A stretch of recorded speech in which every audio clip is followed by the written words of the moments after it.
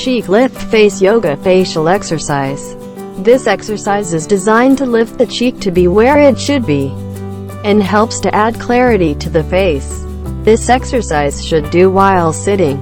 Raise your face and shoulder brace while thinking of points on your upper lip and lower lip. Open your mouth in an oval shape, keeping the 2 points apart. Tap the tip of index finger of the finger on the chin for resistance. Look up, raise your cheeks by smiling with the upper lip. Push the smile under the cheek and hold for 1 to 30. Close the mouth and blow the air out of the mouth.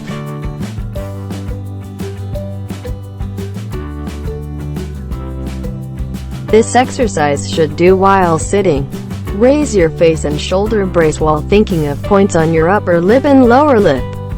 Open your mouth in an oval shape, keeping the 2 points apart. Tap the tip of index finger of the finger on the chin for resistance. Look up, raise your cheeks by smiling with the upper lip. Push the smile under the cheek and hold for 1 to 30. Close the mouth and blow the air out of the mouth.